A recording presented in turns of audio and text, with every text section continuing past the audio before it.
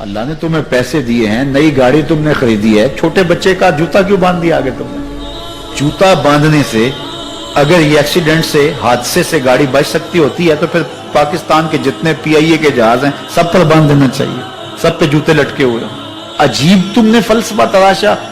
کسی نے جو ہے وہ کالی رنگ کی پٹی باندھ دی نیچے, اس سے اس کو نظر نہیں لگے گی. گھوڑے کے پاؤں کے نیچے جو کھری لگی ہوئی ہوتی ہے, کچھ لوگوں نے اپنے گھروں میں وہ باندھی ہوئی ہوتی ہے کہ اس سے ہمارے گھر کے اندر کوئی مصیبت نہیں آئے گی, کوئی تکلیف نہیں آئے گی. کسی نے ہنڈیا اپنے گھر کے اوپر الٹی رکھی ہوئی ہوتی ہے, یہ ہنڈیا بچا لے گی. اور میاں ہنڈیا کیا بچائے گی تجھے؟ اللہ کے قہر سے کچھ نہیں بچا سکتا. جب تمہارے اوپر کوئی مصیبت نازل ہونی ہے تو کچھ نہیں بچا سکتا. اگر بچنا چاہتے ہو تو پھر اللہ سے استغفار کرو, اللہ تعالیٰ کی تسبیح کرو, اللہ کی تحلیل کرو, میرے حضور پہ درود پڑھو, پھر دیکھنا کہ مصیبتیں ٹلتی ہیں یا نہیں ٹلتی. تو یہ خام خواہ کے رکیے, اور یہ عامل لوگ جو ہیں ان کا تو کام ہی یہی ہے. ان کا کام چلتا ہے لوگ ذوف الاعتقادی میں مبتلا رہے ہیں, اور یہ کہہ دیتے ہیں کہ آپ کے خاندان میں ایک منحوس عورت ہے, یہ اس کا کیا ہوا ہے, تو کوئی نہ کوئی منحوس تو پہلے ہی انہوں نے طے کر رکھی ہوتی ہے, فوراً ذہن وہاں جا کلک ہو جاتا ہے. اس کا نون سے نام شروع ہوتا ہے, اس کا کاف سے نام شروع ہوتا ہے, اس کا جیم سے نام شروع ہوتا ہے, تو پورے خاندان میں کسی کا نام کاف, نون یا جیم سے تو شروع ہوتا ہی ہوگا, یا دوستوں میں, تو فوراً ذہن جو ہے ادھر منتقل ہو گیا.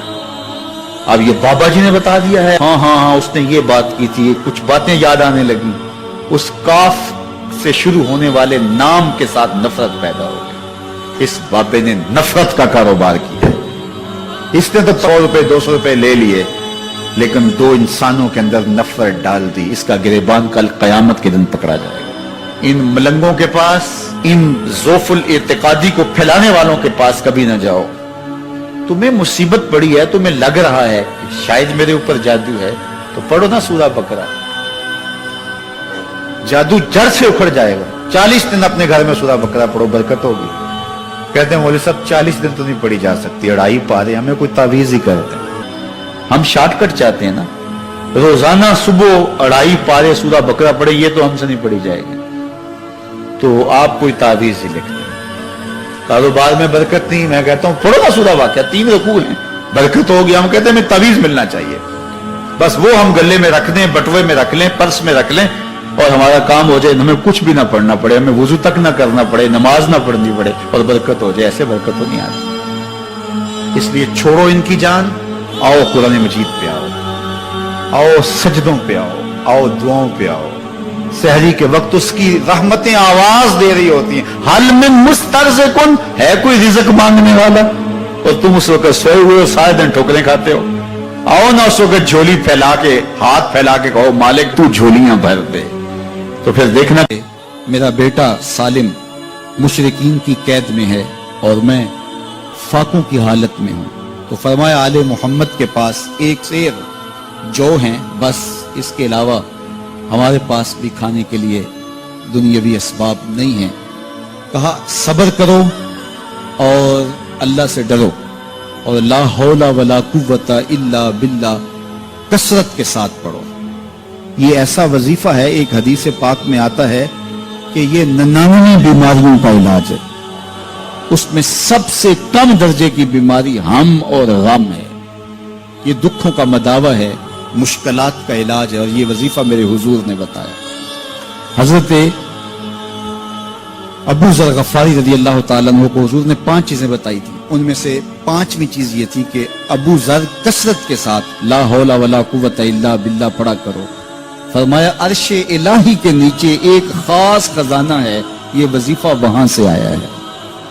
یہ زندگی میں معمول بنا لو, جب پھنس جاؤ, مشکلات میں آ جاؤ, تو لا حول ولا قوت الا باللہ پڑھو, اللہ راستے کھولے گا. تو حضور نے 3 چیزیں فرمائی, اللہ سے ڈرو, صبر کرو, اور کثرت کے ساتھ لا حول ولا قوت الا باللہ پڑھو.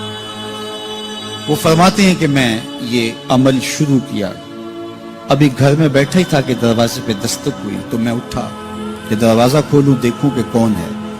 تو دروازہ کھولا, دیکھا میرا بیٹا کھڑا ہے اور اس کے پیچھے 100 اونٹ کھڑے ہیں. تو میں نے کہا کہ تم اور یہ اونٹ؟ کہا مجھے موقع لگ گیا, میں ان کی قید سے بھاگ آیا. وَيَرْزُقْهُ مِنْ حَيْثُ لَا يَحْتَسِبُ، وہ تمہیں وہاں سے رزق دے گا جہاں سے تمہیں گمان بھی نہیں۔ اس کے ہو کے تو دیکھو، اللہ اکبر، اللہ کے ہو جاؤ تو پھر وہ تمہاری ضرورتوں کا کفیل ہو جائے۔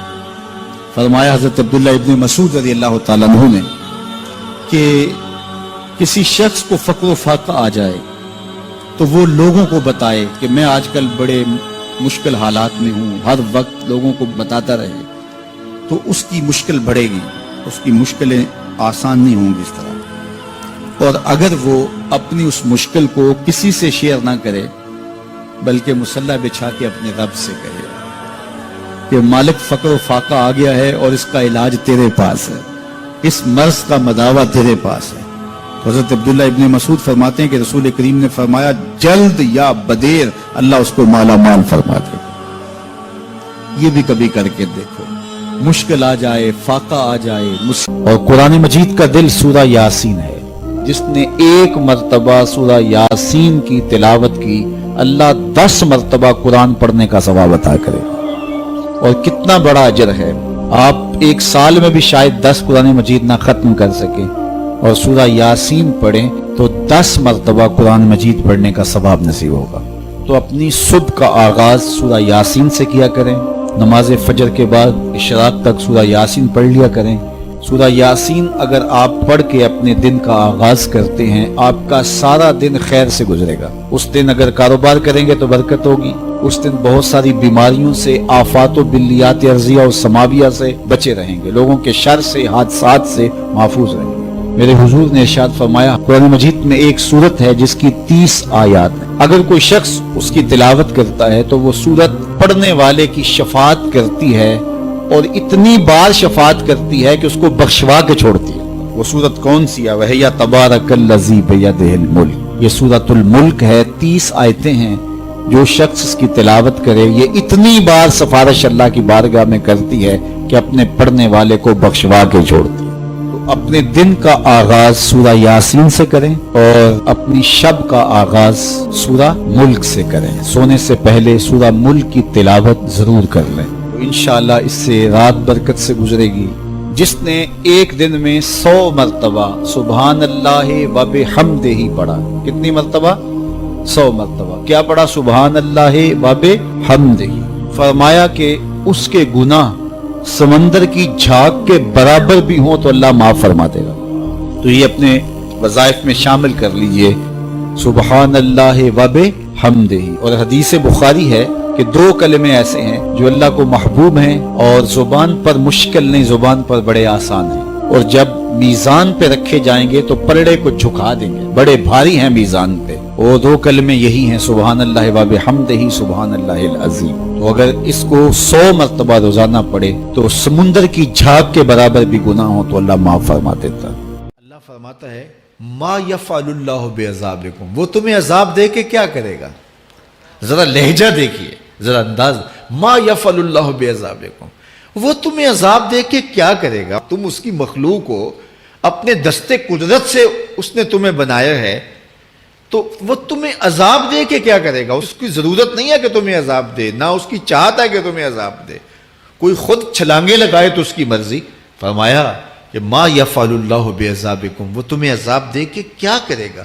ان شکرتم و آمنتم، اگر تم شکر ادا کرو اور ایمان لاؤ تو وہ تو قدردان ہے جو کوئی اس کا شکر کرتا ہے اور جو اس پر ایمان لاتا ہے۔ تو اللہ اس کے لیے عذاب نہیں رکھا، اس کے لیے رحمتیں رکھی ہوئی ہیں۔ تمہیں دستے قدرت سے بنایا ہے اور وہ تمہیں خوش دیکھنا چاہتا ہے، تمہیں خوشحال دیکھنا چاہتا ہے، تمہیں سرشار دیکھنا چاہتا ہے، تمہیں نہال دیکھنا چاہتا ہے، تمہاری زندگی کو خوشگوار دیکھنا چاہتا ہے۔ تم نے اپنے آپ کو خود اپنے اعمال کی وجہ سے مصیبتوں میں ڈالا ہے، تو کہا شکر کرنے کی عادت ڈال لو، دیکھنا پھر اللہ تعالیٰ جل شانہ کی رحمتیں تمہارے اوپر کس طرح اترتی ہیں، اس کی نوازشیں تمہارے اوپر کیسے برستی ہیں۔ توکل اگر ہم سیکھ جائیں تو توکل ایک ایسی دولت ہے کہ جو خوشحال زندگی کی ضمانت بنتی۔ جب ہم اللہ پر توکل نہیں کرتے اور ہم سمجھتے ہیں یہ سب کچھ ہماری محنت کا نتیجہ ہی ہوگا، اور نتیجہ جب نہیں آتا تو پھر ہم بے چین مضطرب ہو جاتے ہیں، اور جب ہم اس پہ توکل کر لیں تو پھر ہمارا صرف اتنا ہی کام ہے کہ میاں ہم یہ کام کر رہے ہیں، بس یہ حکم، ہم بیج بو رہے ہیں، بس یہ حکم ہے اور بو رہے ہیں، باقی اس پہ بھروسہ ہے، یہ کام اس کا ہے کہ اس نے اس کو اگانا ہے، اس کے اوپر پھل لگانے ہیں۔ تو جب اس پہ توکل ہو جائے تو بندہ سوکھا رہتا ہے، ورنہ بندہ مشکل میں مبتلا ہو جاتا ہے۔ بسا اوقات ایسا ہوتا ہے کہ بندہ ایک منصوبہ تیار کرتا ہے، اس کا عملی نتیجہ اس کو سامنے نظر آ رہا ہوتا ہے، لیکن نتیجہ بالکل الٹ جاتا ہے۔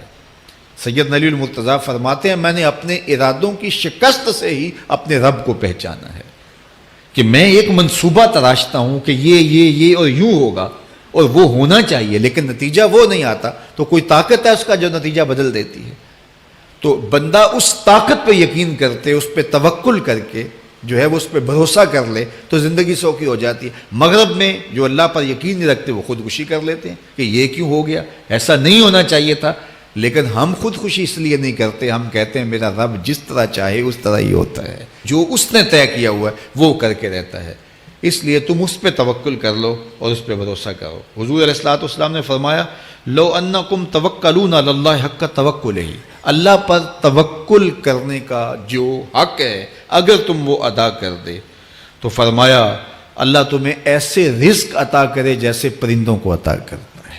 ہمارا تو کاروبار ہے، یہ فیکٹری ہے، یہ دکان ہے، یہ ہماری نوکری ہے، ہم نے یہاں سے کمائی کرنی ہے۔ پرندوں کا کوئی کاروبار نہیں ہوتا، کوئی نوکری نہیں ہوتی، کوئی ٹھیا، کوئی اڈا نہیں ہوتا جہاں جا کے انہوں نے رزق کے لیے کوئی آغاز کرنا ہوتا ہے، بلکہ حضور نے فرمایا تغدو خماسا وتروح بطانا، جب وہ صبح گھر سے نکلتے ہیں تو خالی پیٹ نکلتے ہیں اور انہیں کوئی اپنی منزل کا تعین نہیں ہوتا، جدھر خیال آیا اڑ گئے ادھر، لیکن کبھی ایسا نہیں ہوا کہ شام کو خالی پیٹ واپس آئے ہوں، کہا وہ پیٹ بھر کے آتے ہیں۔ باہو بولے بن توکل پنچھی اڑ دے، خرچ نہ پلے زیرا ہو، جب گھر سے اڑتے ہیں تو ان کے پلے نہ کوئی خرچ ہوتا ہے، نہ راس المال ہوتا ہے، نہ کوئی اوزار ہوتے ہیں، نہ کوئی ہتھیار ہوتے ہیں، کچھ بھی نہیں ہوتا، یوں ہی گھر سے نکلتے ہیں، کبھی بھی خالی پیٹ نہیں آئے۔